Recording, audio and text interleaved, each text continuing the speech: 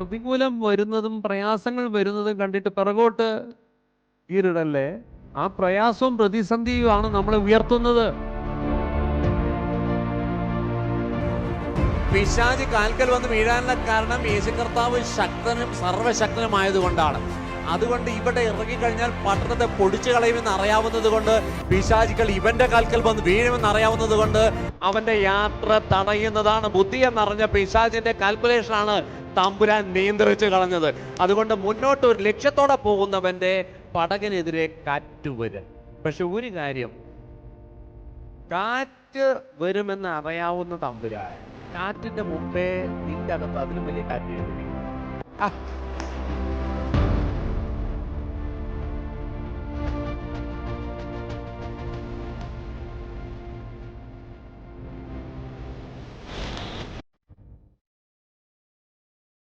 അടുത്തൊരു ഡയമെൻഷനിലേക്ക് എങ്ങനെ പോകണം, അതിനെക്കുറിച്ചുള്ളൊരു ക്ലാസ്സാണ്. ഒരു മേജർ ഐഡൻറ്റിറ്റി ഷിഫ്റ്റ് എന്ന് പറയും. നമ്മൾ എന്താ പറയുന്നത്, നമ്മൾ ആരാണ് ക്രിസ്തുവിൽ. ഇത് പുതിയ നിയമമാണ്.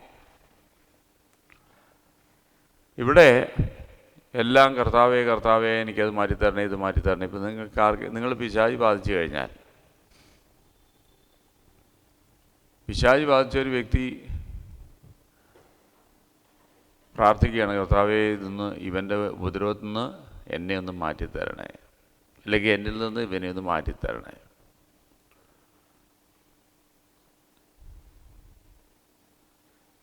പിശാച് പോവോ? അങ്ങനെ പറഞ്ഞാൽ പിശാച് പോവോ? അത് നിങ്ങൾക്ക് നല്ല ഉറപ്പാണ്. ഇതുപോലെ തന്നെയാണ് പിശാച് തരുന്ന എല്ലാ കാര്യങ്ങളും. ദൈവത്തോട് പറഞ്ഞാൽ ദൈവം എന്ത് ചെയ്യാനാ? ഇപ്പം നമ്മുടെ സമയമല്ലേ, യേശു കർത്താവ് പറഞ്ഞു ഇറ്റ്സ് ഫിനിഷ്ഡ്. യേശു കർത്താവ് അത് പറഞ്ഞിട്ട് യേശു കർത്താവ് ഇരുന്നു. ഇത് നമ്മുടെ സമയമാണ്. അതുകൊണ്ടാണ് പറഞ്ഞത്, ഒരു സമയം വരുന്നുണ്ട്, അന്ന് ഞാനല്ല, നിങ്ങൾ എൻ്റെ നാമത്തിൽ പിശാചുക്കളെ പുറത്താക്കും. അത് വ്യക്തികളിൽ നിന്നായാലും ശരി, വീട്ടിൽ നിന്നായാലും ശരി, നമ്മൾ പുറത്താക്കും. ഹല്ലേലൂയ. അതാണ് ഈ ക്ലാസ്. അപ്പോൾ നമ്മൾ ഐഡൻറ്റിറ്റി മനസ്സിലാക്കി കഴിഞ്ഞാൽ പിന്നെ നമ്മുടെ വാക്കുകൾക്ക് വെയിറ്റ് ആവും. നമുക്കറിയാം, നമ്മൾ പറഞ്ഞാൽ അവൻ കേൾക്കണം, നമ്മൾ പറഞ്ഞാൽ അവൻ പോകണം, നമ്മൾ പറഞ്ഞാൽ അവൻ നീങ്ങണം. കഴിഞ്ഞ ആഴ്ചത്തെ മെസ്സേജ് എന്തായിരുന്നു?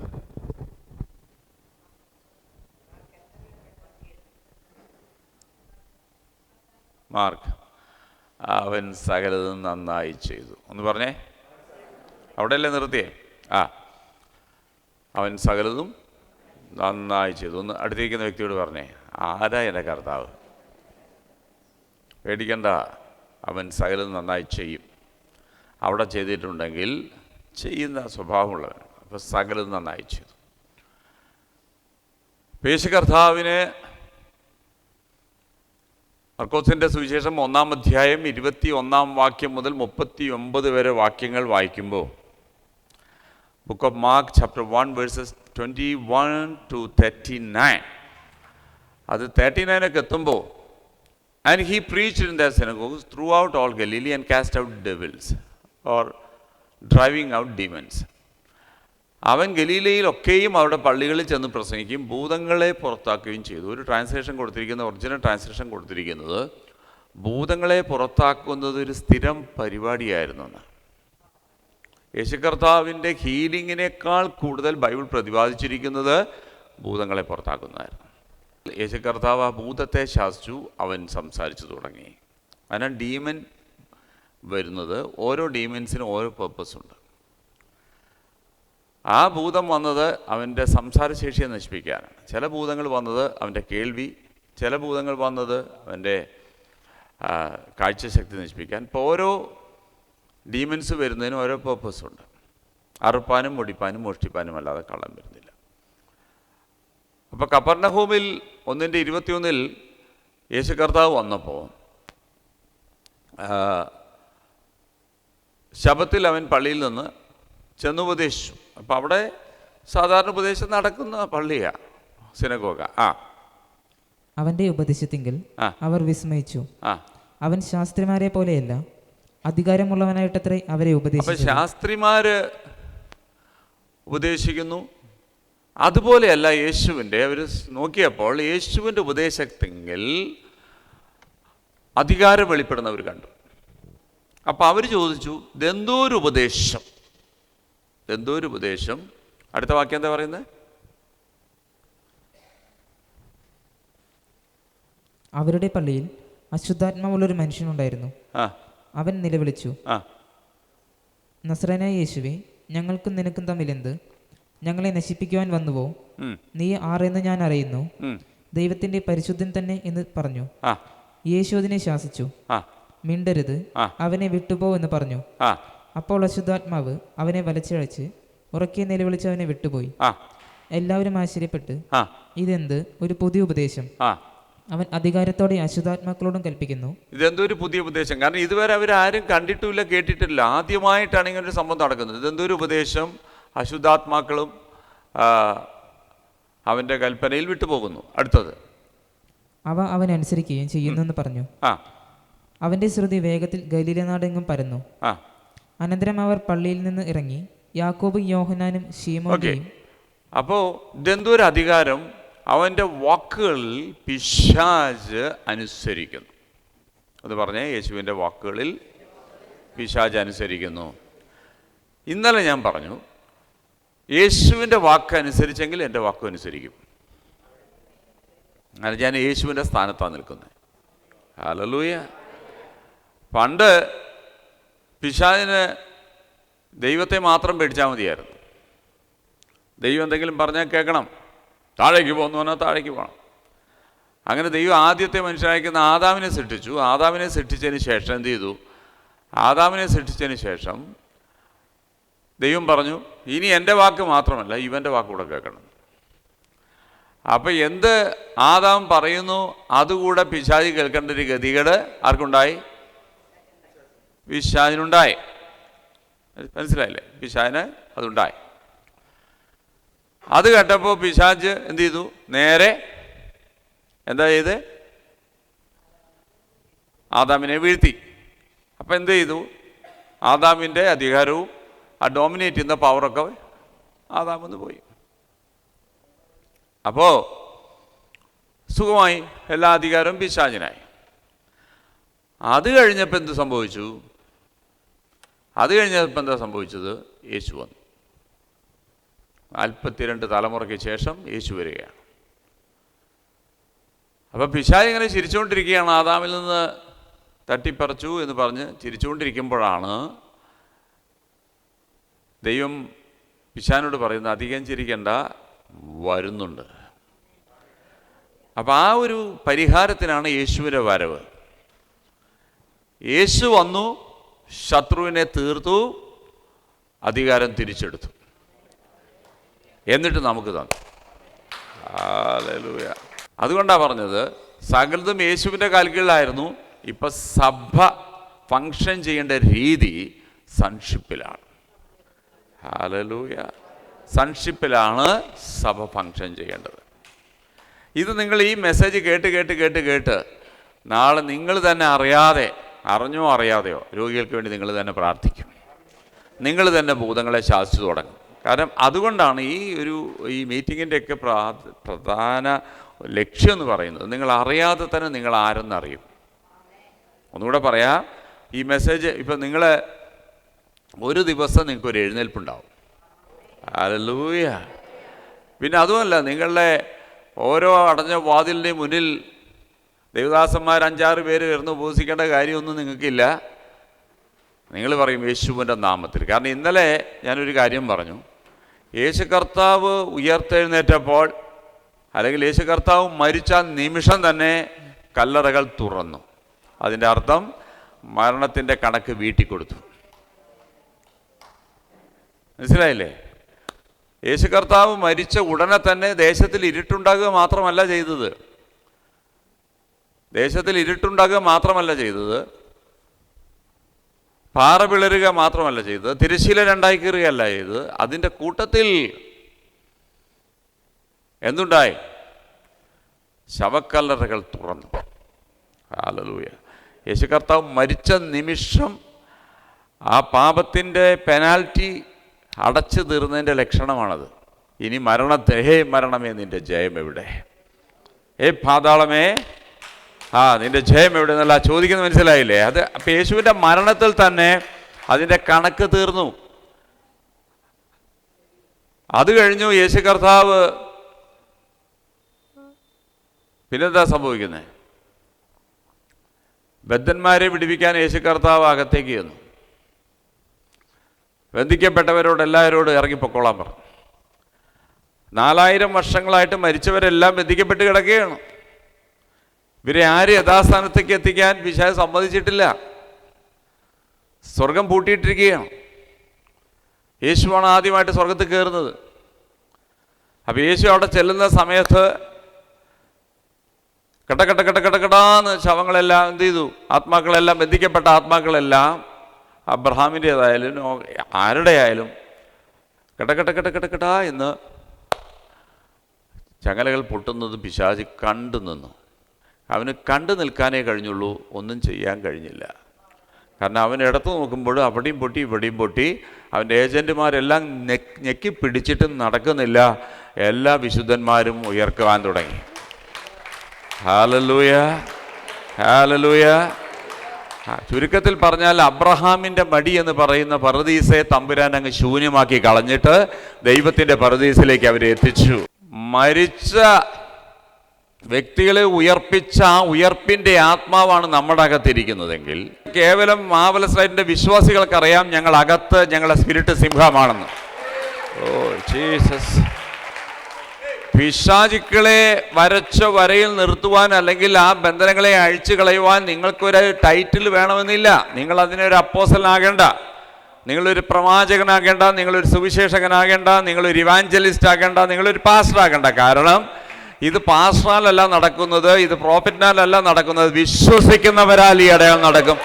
അവർ എൻ്റെ നാമത്തിൽ ഭൂതങ്ങളെ പുറത്താക്കും. ഇത് വിശ്വസിക്കുന്നവരാലാണ്. ഇത് വിശ്വസിക്കുന്നവരാൽ, അല്ലാതെ ഒരു ടൈറ്റിൽ തന്നിട്ടല്ല നിങ്ങളിത് ചെയ്യുന്നത്. ഇത് വിശ്വസിക്കുന്നവർക്കാണ്. പക്ഷെ നിങ്ങളുടെ വീട്ടിൽ വരുന്ന പാസ്റ്ററെക്കാട്ടിലും വിശ്വാസം നിങ്ങൾക്കുണ്ടെങ്കിൽ ഇനി നിങ്ങളുടെ വീട്ടിലെ പ്രശ്നത്തെ പരിഹാരം ഒരു പാസ്റ്ററല്ല, നിങ്ങളാണ്. അതുകൊണ്ടാണ് ഈ മെസ്സേജുകളെല്ലാം നിങ്ങളുടെ അകത്തേക്ക് കയറുകയാണ്, നിങ്ങളുടെ ആത്മമണ്ഡലത്തിൽ വലിച്ചെടുക്കുകയാണ്. അപ്പം നിങ്ങളുടെ ഐഡന്റിറ്റി നിങ്ങൾ മനസ്സിലാക്കുകയാണ്. ഈ മെസ്സേജൊക്കെ കണ്ടു കഴിഞ്ഞാൽ ഇന്നലെ നിങ്ങൾ കണ്ണാടിയിൽ ഇന്ന് കണ്ട പോലെ അല്ല ഇന്ന് നിങ്ങൾ കാണുന്നത്. ഇന്നലെ കണ്ട വ്യക്തിയല്ല ഞാൻ. എനിക്ക് വ്യത്യാസം വരികയാണ്. ഓരോ പ്രാവശ്യവും ഈ സാധനങ്ങളെ മുഴുവൻ ശാസിക്കാനും നിങ്ങളുടെ മുന്നിലുള്ള തടസ്സങ്ങളെ നിൽക്കുവാനും നിങ്ങളുടെ മുന്നിൽ ശത്രുഘ്നെ മതിൽ കെട്ടിക്കൊണ്ടിരിക്കുകയാണ്. നിങ്ങൾക്ക് അയ്യോ പാപം തോന്നിയ ഒരു സമയമുണ്ടായിരുന്നു, ഇതൊന്ന് ആരെങ്കിലും ഒന്ന് തകർത്ത് തന്നാൽ മതിയായിരുന്നു. അങ്ങനെയാണ് നിങ്ങൾ എല്ലാ കാണുന്ന പ്രയർ ലൈനിലും വിളിക്കുന്നത്. പക്ഷെ അവരെക്കാൾ വലിയ ഒരു അധികാരമാണ് നിങ്ങളകത്തുള്ളതെന്ന് നിങ്ങൾ അറിയുന്നില്ല. ഇന്ന് മുതൽ നീ സുവിശേഷം പറഞ്ഞു തുടങ്ങിക്കോ. ഇന്ന് മുതൽ നിങ്ങൾ സുവിശേഷം പറഞ്ഞു തുടങ്ങിക്കോ. നീ പറഞ്ഞാൽ നടക്കും, നീ പറഞ്ഞാൽ നടക്കും. നീ ഒരു വീട്ടിൽ പോയിട്ട് ഒരു അനുഗ്രഹം പറയുമ്പോൾ അവർക്ക് അനുഗ്രഹമാകും. Yes, hallelujah, hallelujah, hallelujah. യേശു കർത്താവ് തുപ്പി ചേറുണ്ടാക്കി ഒരുത്തൻ്റെ കണ്ണിൽ പുരട്ടുമ്പോൾ അവൻ നോക്കിക്കൊണ്ട് നിൽക്കുകയാണ്. അല്ലെങ്കിൽ വേറൊരുത്തൻ പറയാണ്, അവൻ്റെ ചേട്ടന് കണ്ണ് കാണാമല്ലോ, ചേട്ടൻ ഇതെന്താ തുപ്പല, എൻ്റെ അനിയൻ്റെ കണ്ണിൽ പുരട്ടണ്ടെന്ന് അവൻ പറഞ്ഞിരുന്നെങ്കിൽ, എടാ നിനക്ക് വേണോ, ഇത് തുപ്പലും കൊണ്ടുണ്ടാക്കിയ ചേറാണ്, അത് കൊണ്ടാണ് വരുന്നത്, വേണോ എന്ന് ചോദിച്ചു കഴിഞ്ഞാൽ തുപ്പലൊന്നും എൻ്റെ കണ്ണിൽ പുരട്ടണ്ട എന്ന് ആ ചെക്കൻ പറഞ്ഞു കഴിഞ്ഞാൽ അവൻ്റെ കണ്ണ് അങ്ങനെ ഇരിക്കും. ഹല്ലേലൂയ. തുപ്പലിനല്ല ശക്തി, ദൈവം പറയുമ്പോഴാണ് അതിന് ശക്തി. Oh Jesus, hallelujah. കൈകളടിച്ച് ദൈവത്തെ സ്തുതിച്ചേ. ഇപ്പൊ വെള്ളത്തിന് ശക്തിയുണ്ട്. തുപ്പലിന് ശക്തി ഉണ്ടെങ്കിൽ വെള്ളത്തിന് ശക്തിയുണ്ട്. Oh Jesus. മർക്കോസിന്റെ സുവിശേഷം 7-ാം അധ്യായം, മർക്കോസിന്റെ സുവിശേഷം 7-ാം അധ്യായം 32 എടുത്തേ. 7:32. അവിടെ അവർ വിക്കനായൊരു ചെകിടനെ അവന്റെ അടുക്കൽ കൊണ്ടുവന്ന് അവന്റെ മേൽ കൈവയ്ക്കണമെന്ന് അപേക്ഷിച്ചു. അവിടെ വിക്കനായൊരു ചെകിടനെ അവന്റെ അടുക്കൽ കൊണ്ടുവന്ന് അവന്റെ മേൽ കൈവയ്ക്കണമെന്ന് അപേക്ഷിച്ചു. ഇത്രയേ ഉള്ളൂ. അവന്റെ മേൽ കൈവയ്ക്കണം. എല്ലാവർക്കും അതാ താല്പര്യം, ഒന്ന് തൊട്ടാൽ മതി. അന്നും അത് തന്നെയാണ്. കോവിഡ് വന്നപ്പോൾ പറഞ്ഞു തൊടല്ലേ, ഓക്കെ പോട്ടെ. അന്ന് കോവിഡ് ഇല്ല, കൈവയ്ക്കണം. ഓക്കെ, ഇന്റർനാഷണലി ചർച്ചുകളൊന്നും കൈവയ്ക്കത്തില്ല കേട്ടോ, അതൊക്കെ വളരെ റെസ്ട്രിക്റ്റഡായി ഇപ്പോൾ. അവനെ പുരുഷാരത്തിൽ നിന്ന് വേറിട്ട് കൂട്ടിക്കൊണ്ടുപോയി അവൻ്റെ ചെവിയിൽ വിരലിട്ട് തുപ്പി അവൻ്റെ നാവിനെ തൊട്ടു. എൻ്റെ കർത്താവേ, ഇപ്പം കുരുടൻ്റെ അതിനെക്കാട്ടിലും കഷ്ടമാണ്. ഇവന് കണ്ണ് കാണാം, മറ്റയാൾക്ക് കണ്ണ് കാണത്തില്ല. ഇപ്പം തുപ്പിയതൊന്നും അവൻ കണ്ടിട്ടില്ല. പക്ഷേ ഈ ചെകിടനും ഊമനുമാണ്, ഇവന് കണ്ണ് കാണാം. അപ്പം നോക്കിയപ്പോൾ തുപ്പുന്ന അവൻ കണ്ടുകൊണ്ടിരിക്കുക. അതുകൊണ്ട് കൊണ്ടുവന്നവരൊക്കെ എന്താ പറഞ്ഞ്, അവൻ്റെ ശരീരത്തിലൊന്ന് തൊട്ട് പ്രാർത്ഥിച്ചാൽ മതി. തുപ്പാനും പറഞ്ഞില്ല, ചെവിയിൽ വിരലിടാനും പറഞ്ഞില്ല. നീ പറയുന്ന പോലെ അല്ലടാ ഞാൻ ചെയ്യുന്നത്, എന്നോട് ദൈവം പറഞ്ഞ ഞാൻ ചെയ്യുന്നത്. അതാണ് യേശുവിൻ്റെ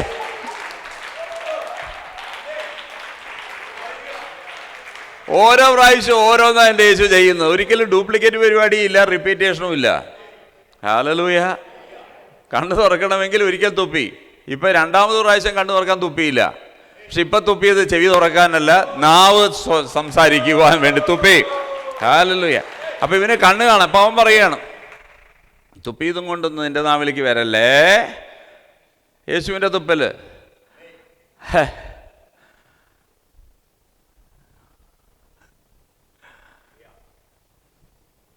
ഹലാൽ ചിക്കൻ പോലെ ഇരിക്കും. അവനെ പുരുഷാർത്ഥം വേറെ കൂട്ടിക്കൊണ്ടുപോയി. കാരണം അവിടെ ഇരിക്കുന്നവൻ സമ്മതിക്കത്തില്ലായിരുന്നു. അതുകൊണ്ടായിരിക്കും സെപ്പറേറ്റ് കൊണ്ടുപോയത്. ഇതിനൊക്കെ കാര്യമുണ്ടാവും അല്ലേ? ചിന്തിച്ച് കഴിഞ്ഞാൽ മെഡിറ്റേറ്റ് ചെയ്ത ഒരുപാട് കൂട്ടിക്കൊണ്ടുപോയി അവൻ്റെ ചെവിയിൽ വിരലിട്ടു. Hallelujah, hallelujah. അവൻ്റെ ചെവിയിൽ വിരലിട്ടു. അവനെ തൊട്ട് പ്രാർത്ഥിക്കാനേ പറഞ്ഞിട്ടുള്ളൂ, ചെവിയിൽ വിരലിടാനൊന്നും പറഞ്ഞില്ല. ചെവിയിൽ വിരലിട്ടു. എന്നിട്ട് എന്ത് ചെയ്തു? വിരലിട്ട് അവൻ്റെ തുപ്പി അവൻ്റെ നാവിനെ തൊട്ടു. അവൻ പുരുഷാർത്ഥത്തിൽ നിന്ന് വേറിട്ട് കൂട്ടിക്കൊണ്ടുപോയി അവൻ്റെ ചെവിയിൽ വിരലിട്ട് തുപ്പി അവൻ്റെ നാവിനെ തൊട്ടു. ഒന്ന് പറഞ്ഞേ, ഒന്നുകൂടെ പറഞ്ഞേ. കുപ്പിയല്ല, തുപ്പി. തുപ്പി അവൻ്റെ നാവിനെ തൊട്ടു. അങ്ങനെ ആ തുപ്പൽ കൊണ്ടാണ് തൊട്ടിരിക്കുന്നത്. അല്ല തു എന്ന് പറഞ്ഞിട്ട് അപ്പത്ത് പോയിട്ട് അല്ല, ഇത് തുപ്പി നാവിനെ തൊട്ടു. അവൻ്റെ നാവിനെ തൊട്ടു. അടുത്തെന്ത് സംഭവിച്ചു?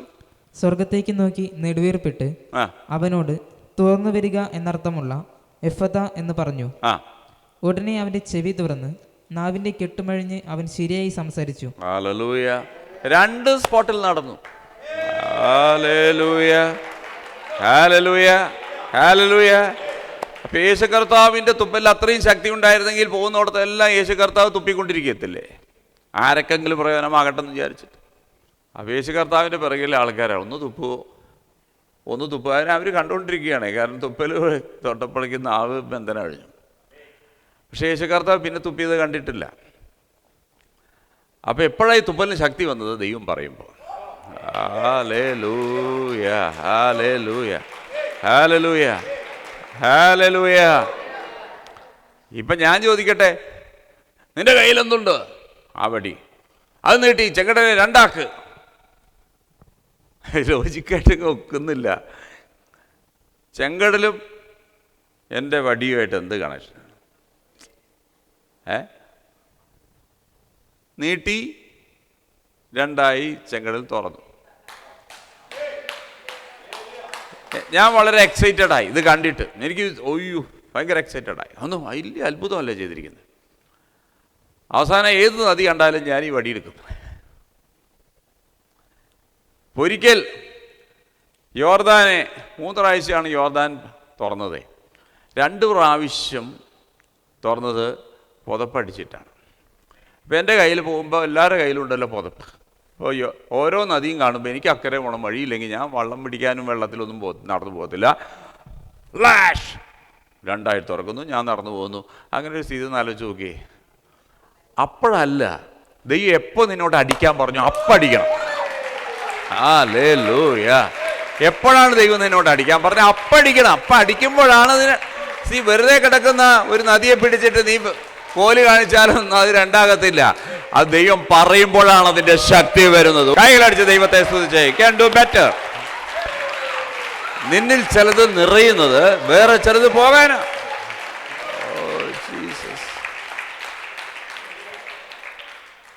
അപ്പൊ എൻ്റെ പൊട്ടൻഷ്യൽ നിങ്ങൾക്ക് പ്രയോജനമായി. ഹല്ലേലൂയ. ഇത് പ്രയോജനമായത് ഞാൻ അവിടുന്ന് പുറത്തു വന്നപ്പോഴാണ്.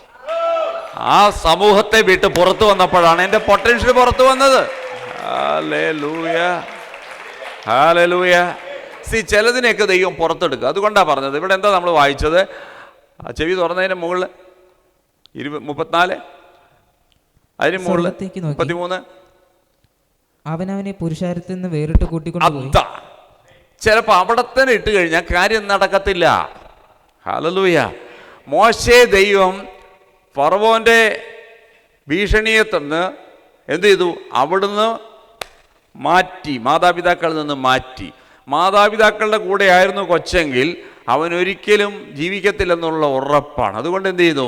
ദൈവം അവനെ അവിടുന്ന് മാറ്റി, എന്നിട്ട് കൊട്ടാരത്തിൽ വളർത്തി. ഹല്ലേലൂയ. ചിന്താഗതി മാറണമെങ്കിൽ നിനക്കൊരു മേജർ ഷിഫ്റ്റ് ആവശ്യമാണ്. Hallelujah, hallelujah. ഒരു ഷിഫ്റ്റ് നിനക്ക് നടന്നിട്ടില്ലെങ്കിൽ നിന്റെ ആറ്റിറ്റ്യൂഡ് മാറത്തില്ല. ഹല്ലേലൂയ. അവിടെ ഓരോ ദിവസവും നിന്നെ ആടുകളിൽ നിന്നും കുഞ്ഞാടുകളാക്കി മാറ്റിക്കൊണ്ടിരിക്കുമ്പോൾ ഇവിടെ ആടുകളിൽ നിന്ന് സിംഹമായി മാറിക്കൊണ്ടിരിക്കും. ഇത് രണ്ടും ട്രാൻസ്ഫോർമേഷനാണ്. രണ്ടിൻ്റെയും പേര് ട്രാൻസ്ഫോർമേഷനാണ്. Hallelujah, hallelujah. ഇതിനൊരു സ്പിരിച്വൽ ട്രാൻസ്ഫോർമേഷൻ വേണം. ഇന്നലെ വരെ നീ ചിന്തിച്ചതാണ് ഇന്നെങ്കിൽ ഇന്ന് നീ കേൾക്കുന്നതാണ് നാളെ നീ ആകുന്നത്. Oh Jesus.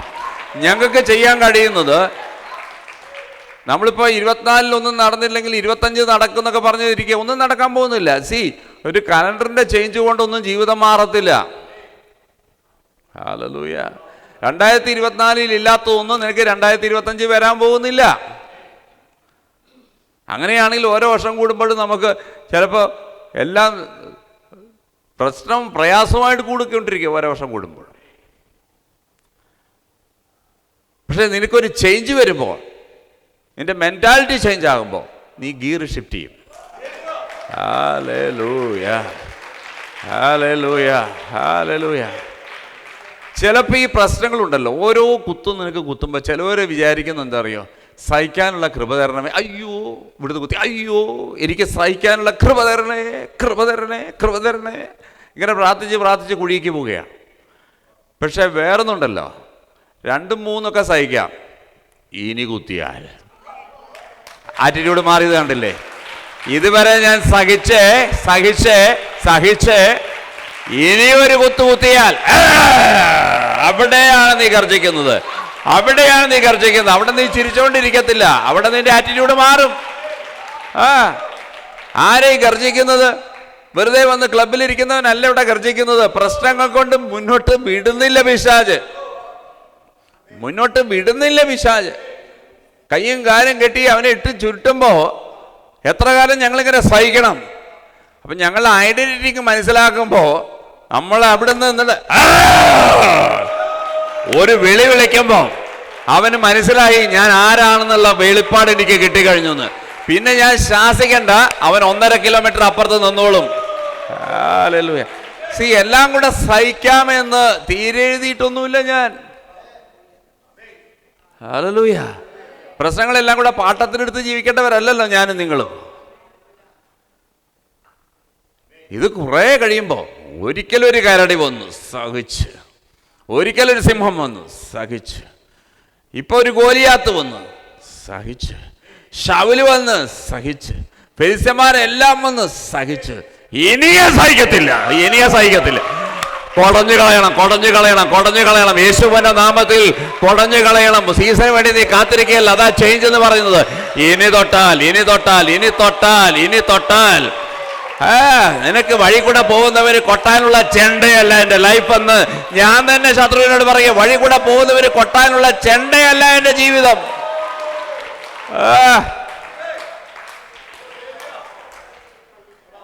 ദരിദ്രനായി കഴിഞ്ഞാൽ ദൈവമേ എന്തിനാ എന്നെ ദരിദ്രനാക്കി തീർത്തത്? ദൈവം നിന്നെ ദരിദ്രനാക്കി തീർത്തല്ല, ദൈവം നിന്നെ ശക്തിയുള്ള ഒരു മനുഷ്യനാക്കിയിട്ടാ തീർത്തത്. ദാരിദ്ര്യം എന്ന് പറയുന്നത് നിന്റെ മൈൻഡ് സെറ്റാ. ഇന്ന് പകൽക്കാലം നീ വേറിട്ട് ചിന്തിക്ക്. പണം തന്നെ നിന്റെ ജീവിതത്തിൽ കടന്നു വരും. യേശുവിന്റെ നാമത്തിൽ, യേശുവിന്റെ നാമത്തിൽ നിനക്കില്ലാത്ത വീടുകൾ വരും. നിനക്ക് വാങ്ങാൻ കഴിയാത്ത സ്ഥലങ്ങൾ നീ വാങ്ങും. യേശുവിന്റെ നാമത്തിൽ, യേശുവിന്റെ നാമത്തിൽ. നിനക്ക് വലിയൊരു വ്യക്തിയായി തീരണമെങ്കിൽ വലിയത് സംസാരിക്കുന്ന വ്യക്തിയോട് കൂടെ നടക്കണം, കഴിയുമെന്ന് പറയുന്നവരോട് കൂടെ നടക്കണം. നിന്റെ വിശ്വാസത്തെ താഴ്ത്തുന്ന ഒരു വ്യക്തിയോട് കൂടെ നടക്കല്ലേ. അതുകൊണ്ടാണ് നീ പറയുന്ന ആമേൻ, ആമേൻ, ആമേൻ, ആമേൻ, ആമേൻ. നീ നിന്റെ കൂട്ടുകാരെ നീ ശ്രദ്ധിക്കണം. ആമേൻ. നീ കൂടെ നടക്കുന്ന ആൾക്കാരെ ശ്രദ്ധിക്കണം, നീ കേൾക്കുന്ന മെസ്സേജുകൾ ശ്രദ്ധിക്കണം. ഞാൻ വേറൊരു ചാനൽ കാണത്തില്ല, 24 മണിക്കൂർ ഗോസ്പൽ ചാനലേ കാണത്തുള്ളൂ എന്ന് പറഞ്ഞുകൊണ്ട് ഒരു ഗുണവും ഇല്ല. 24 അല്ല 48 മണിക്കൂർ നീ ഗോസ്പൽ ചാനൽ കണ്ടത് കൊണ്ടൊന്നും ഒരു ഗുണവും വരാൻ പോകുന്നില്ല. കാരണം ഓരോ 20 മിനിറ്റ് കഴിയുമ്പോഴും 25 മിനിറ്റ് കഴിയുമ്പോഴും മെസ്സേജ് മാറിക്കൊണ്ടിരിക്കും. എ പ്രസംഗിച്ചതല്ല ബി പ്രസംഗിക്കുന്നത്, ബി പ്രസംഗിക്കുന്നതല്ല സി പ്രസംഗിക്കുന്നത്. അവസാനം നിനക്കുണ്ടാകുന്നത് ആത്മീയ വർധനമല്ല, നിനക്ക് കൺഫ്യൂഷനാണ്. ഒരാൾ പറയും ദാരിദ്ര്യം ദൈവം തന്നതാണ്, എന്നെ പോലെ ഒരാൾ പറയും ദാരിദ്ര്യം എടുത്ത് തൂക്കിക്കളയാൻ, മൂന്നാമതൊരാൾ രണ്ടിന്റെ ഇടയിൽ പറയും, നിനക്കങ്ങ് കൺഫ്യൂഷൻ ആകും. അപ്പൊ നീ ഇതെല്ലാം കൂടെ സഹിക്കാൻ ഏറ്റെടുക്കും. അങ്ങനെ സഹിക്കേണ്ടതില്ല, നീ തീർപ്പിച്ച് കളയും യേശുവിന്റെ നാമത്തിൽ, യേശുവിന്റെ നാമത്തിൽ.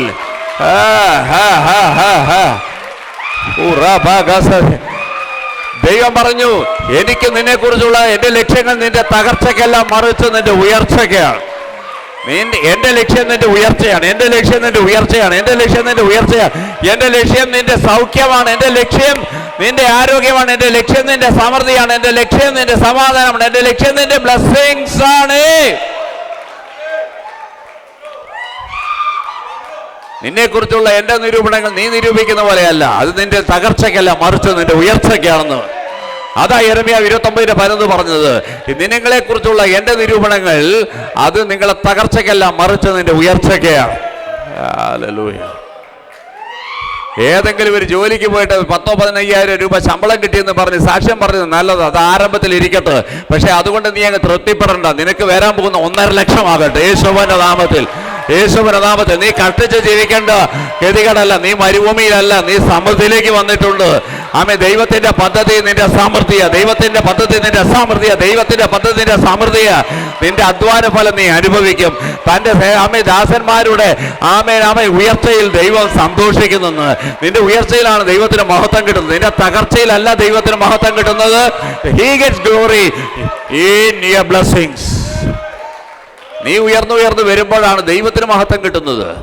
അല്ലാതെ ശത്രു എല്ലാം കൊണ്ടുപോയി വാവല് കത്തിയ ചപ്പിയ മാങ്ങ പോലെ നിന്റെ ജീവിതമായിട്ടിരിക്കുമ്പോ ആമേൻ, ദൈവത്തിന് എന്ത് മഹത്വമാ അതിൽ കിട്ടുന്നത്? എന്ത് മഹത്വമാ അതിൽ കിട്ടുന്നത്? എന്നാൽ നേരെ മറിച്ച് നിന്റെ മുന്നിലുള്ള ഓരോ തടസ്സങ്ങളെ ടക്കാന്ന് വാതിൽ തുറക്കുന്ന പോലെ 1-ാം കാവലും 2-ാം കാവലും 3-ാം കാവലും ഒരു കാലത്ത് പത്രോസിന് ദൂതൻ തുറന്നതുപോലെ ഇന്ന് നിന്റെ മുന്നിൽ ആമേൻ അകത്തും പുറത്തും ആത്മശക്തി ഉള്ളത് കട തുറന്നു പോകണം. ആ ഒരു ലെവലിലേക്ക് പോ.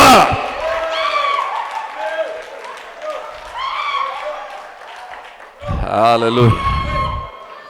ഇങ്ങനത്തെ മെസ്സേജുകളൊക്കെ കേൾക്കുമ്പോ ചിലരോട് വിളിക്കും, എന്നിട്ട് ബിഷപ്പിന്റെ എല്ലാ വാതിലും തുറന്നോ? ഇല്ല.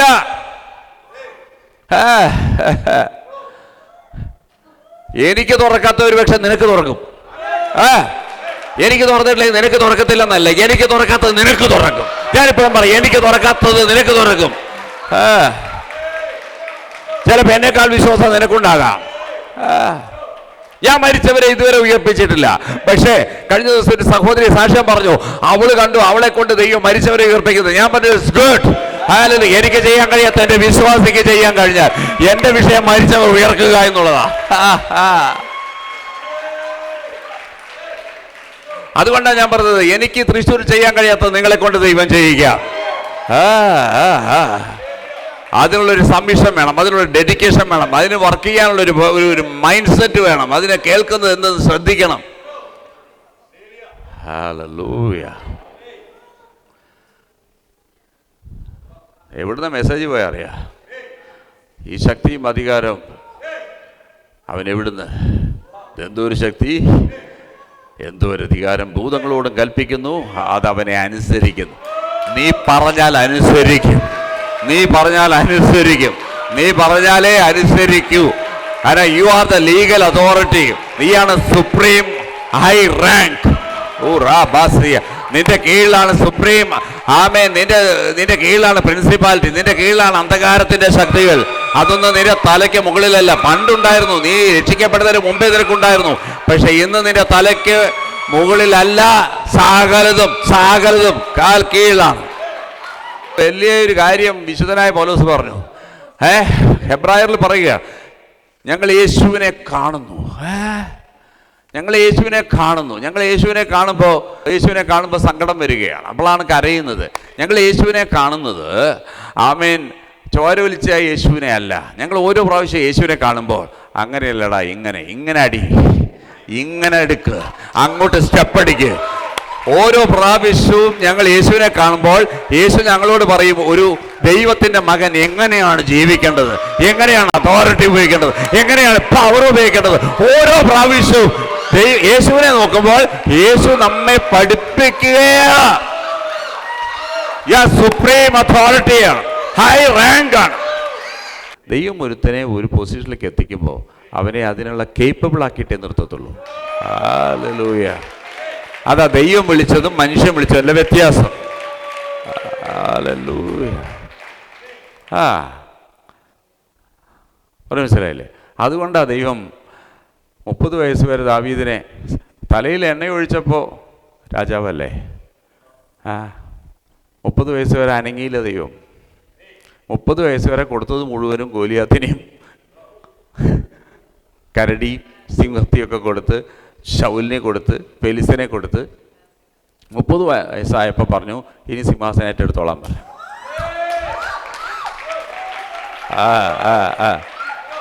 Hallelujah, hallelujah.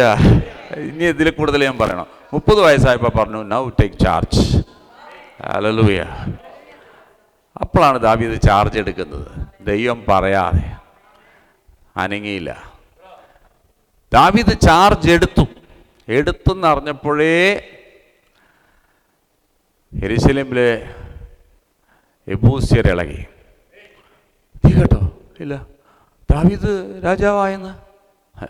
ഇതിനേക്കാൾ വലിയവനെ നമ്മൾ കണ്ടാണ്. ശൗല് വന്നിട്ട് നമുക്ക് എന്ത് ചെയ്ത് തെറിപ്പിച്ചു കൊടുത്തില്ലേ?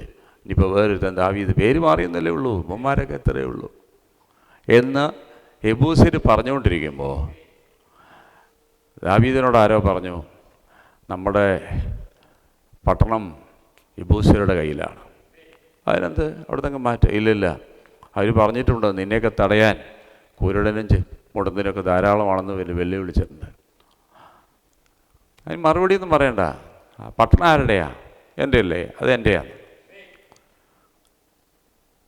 പോകുന്ന 2-3 അടി കിട്ടുന്നത് കണ്ടു.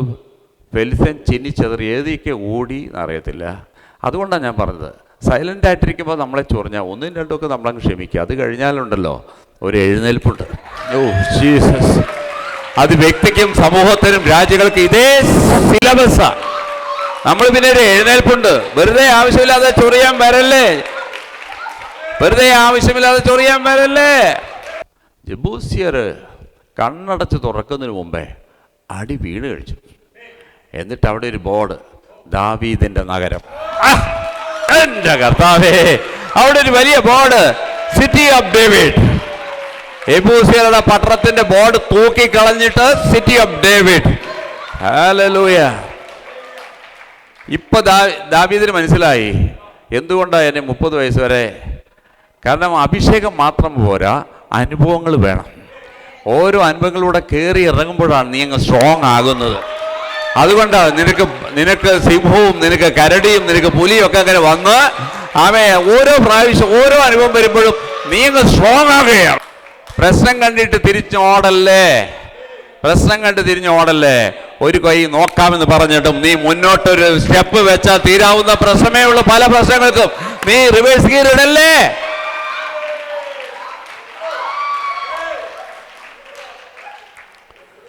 Hallelujah, hallelujah.